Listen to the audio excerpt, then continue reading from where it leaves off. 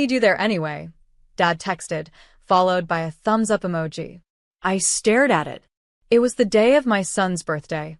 I'd spent the last 3 weeks organizing everything, decorations, his favorite carrot cake, and a little scavenger hunt he'd been dreaming of. I didn't ask for much. Just that my parents, his grandparents, show up. But Dad said money's tight. I believed him.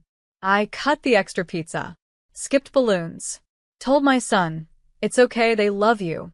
They'll come next time. But the next morning, as I scrolled Facebook out of habit, my thumb froze. There they were, my parents, grinning ear to ear in a photo taken yesterday. Mountains of wrapped gifts spilled across the floor. Gold foil balloons read happy birthday. My sister's 2 sons were tearing into toys like Christmas came early. And the caption? Nothing makes us happier than spoiling the grandkids who truly deserve it. My breath caught in my throat. That afternoon, while my son drew dinosaurs alone, he looked up at me with those soft eyes and asked quietly, Mom, don't they need me too? That was the moment something inside me cracked clean down the middle. My name is Kendra Ellison, I'm 34. And if you think you know how this ends, stay tuned. How do you mourn love that's still alive but only one-sided? That night, I poured myself a glass of red wine, pulled up the banking app, and stared at the numbers. Every single mortgage payment I'd been sending for the past 4 years. Every little auto payment, birthday cash, winter coat fund, back-to-school bonus. Gone. With one tap, I started the reversal. By 7 a.m., there was banging on my front door. I opened it and saw my father, face red, hands trembling. Sweetheart, we need to talk. Please. I just smiled. My father didn't knock again. He just stood there, fists clenched at his sides, lips pressed into a line, like holding back a lecture he used to give when I got a B+ instead of an A. I saw what you did, he muttered. I didn't flinch. You mean what I undid? He stepped forward, eyes wild. Kendra, the mortgage, your mother's health, the taxes, we relied on that. I leaned on the doorframe. Calm. Measured. Quietly furious. You relied on me, I said. But apparently, I'm not part of this family, remember? He scoffed. It was one missed birthday. It was his birthday, I snapped. My son, your grandson, who sat in a room full of balloons meant for someone else. Silence. Then the flicker. Not of guilt. Of calculation. Fine, he said. We messed up. But it doesn't justify sabotaging your family. I folded my arms. I didn't sabotage anything. I just stopped pretending I owed you everything. That's when his voice rose. You don't get it. Your sister's husband is between jobs. They needed that celebration. You've always been self-sufficient. Oh, I laughed bitterly. So my punishment for being self-sufficient is to carry everyone else's weight forever? The sun cut across his face.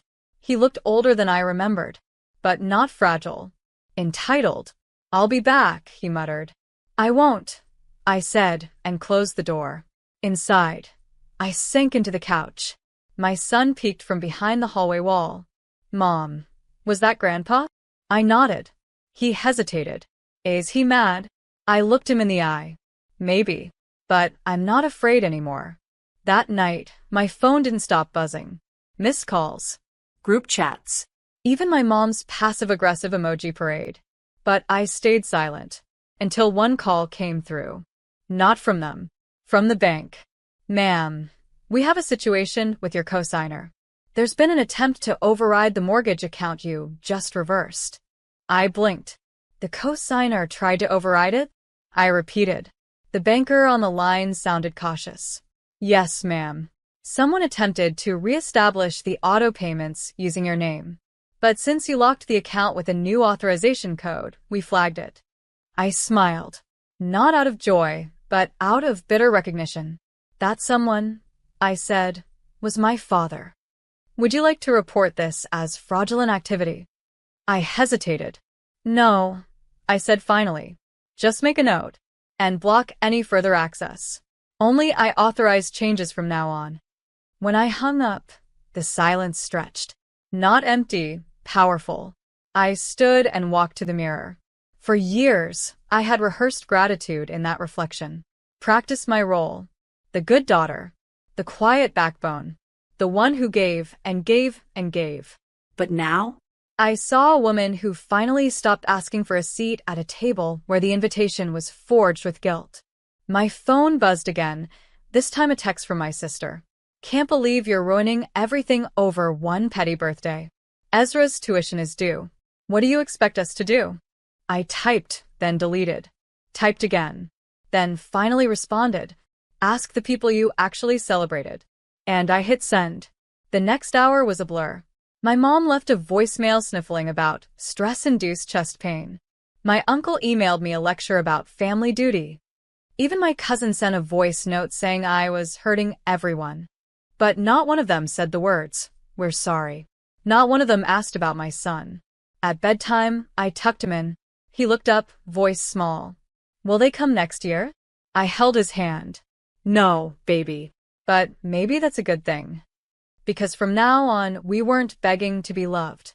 We were choosing who got to stay. The next morning, my doorbell rang. I peeked through the curtain. It was my father, still in his suit from the night before, hair disheveled, eyes heavy like he hadn't slept. In his hand, a white bakery box. From the same overpriced cake shop I'd ordered from weeks ago. I opened the door, but didn't move aside. He cleared his throat, then gestured toward the box. It's chocolate mousse, he said. His favorite, right? I didn't answer. He looked past me, like searching for my son. We messed up, he muttered. Didn't realize how serious you were. I raised an eyebrow.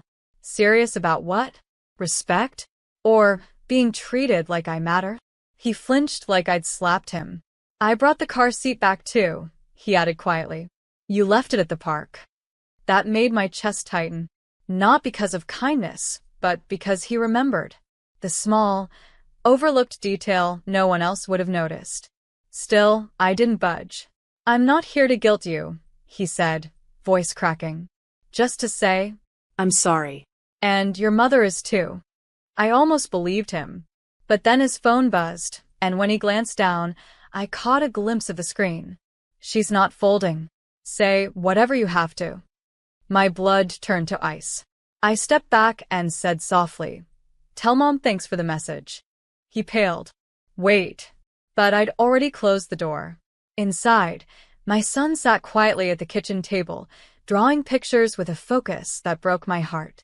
I looked at him, at the innocence they'd taken for granted, and I realized this wasn't about birthdays anymore. This was about never letting anyone teach him that love had to be earned with obedience. Not on my watch.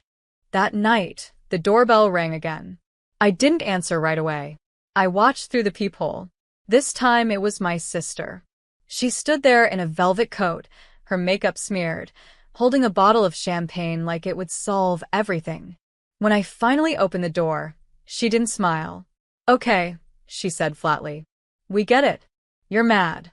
Just, can you stop punishing everyone now? I leaned against the frame. Punishment? You mean pulling back from a family that never shows up unless they need something? Her eyes flicked toward the apartment behind me.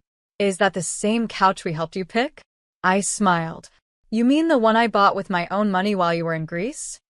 She blinked. Then her tone changed like a switch flipped. You really think you're better than us now, huh? She snapped. Because you're the self-made one? I didn't answer. She kept going. Mom and Dad were just trying to keep the family balanced. You always wanted to be the outsider. You isolate yourself, then act surprised when we don't show up.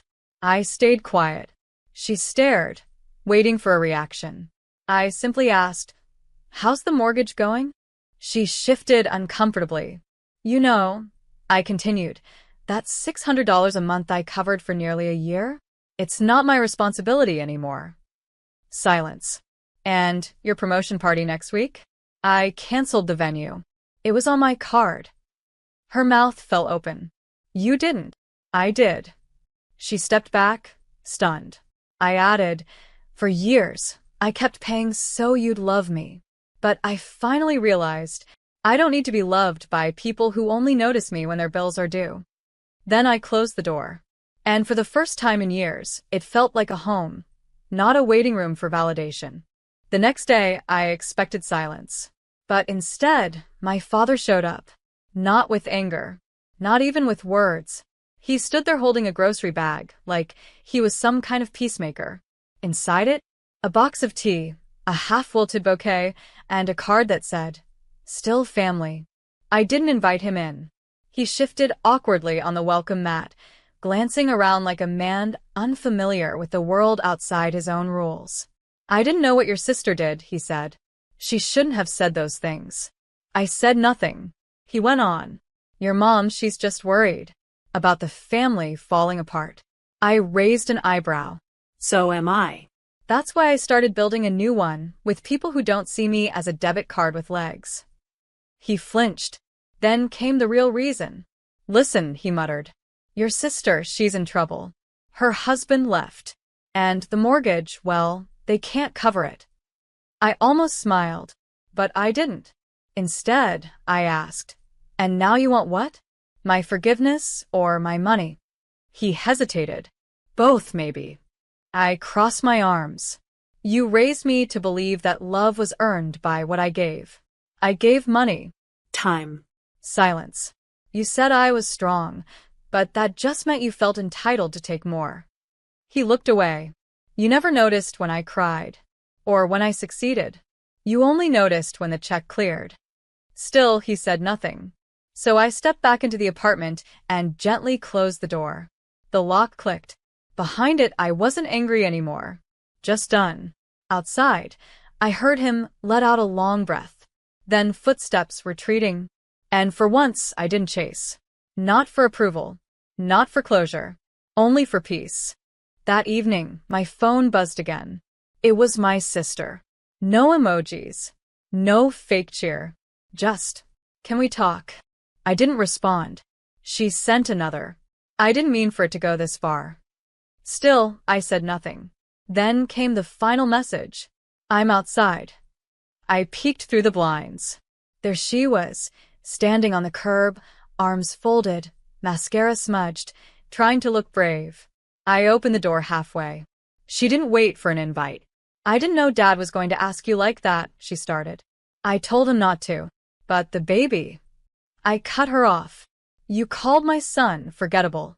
Do you remember that?" She blinked. "And you didn't show up to my graduation, but you flew to Bali the next day. Paid with what?" Her silence answered for her. I leaned against the doorframe. "You always knew I'd cover the mess. The bills, the tears, the broken promises. I was the safety net." Her voice cracked. "I didn't mean to make you feel used." I tilted my head. "You didn't make me feel that way. You just used me." She started to cry, softly, like someone rehearsed in guilt but unfamiliar with consequences. "I don't want to lose you," she whispered. But I wasn't hers to lose anymore. I stepped aside just enough for her to glimpse the living room behind me. Calm. Clean. Quiet. A space that finally reflected the life I was building. Without them. Then I said, "I hope your daughter never has to prove her worth to be loved." And I closed the door. Not out of spite, but mercy. Because healing sometimes means protecting yourself from the people who claim to love you most. A week later, I received a letter. Not an email. Not a message. A real envelope, with shaky handwriting that I recognized instantly, my father's. Inside was a single sheet. "We made mistakes. Too many. I don't know if an apology is enough, but if I don't say it now, I never will. Your mother and I failed you. And we failed him, your son. I won't ask for forgiveness. But I'm proud of the woman you've become. You deserved more. If you ever open the door again, know I'll be waiting on the other side. This time, not to take, but to listen." I read it twice. Then I tucked it into a drawer. Not out of anger, but because healing doesn't always need witnesses. I made tea. My son sat beside me, building Lego towers in the quiet glow of afternoon sun. "Mom," he asked, "are we okay now?" I looked at him, his eyes full of trust, of hope. "We're better than okay," I whispered. "We're finally home." There was no loud revenge. No fireworks. Just the silence of peace. the power of choosing who gets to sit at your table, and the freedom of knowing you no longer owe anyone the pieces they broke. My family built a home with conditions. I built mine with boundaries. They taught me silence. I turned it into clarity. And when they knocked again, I didn't answer. Not out of pride, but because the door they slammed shut behind me years ago, I no longer needed it open. I built my own, one brick at a time. For me. For my son. For the version of me they tried to erase.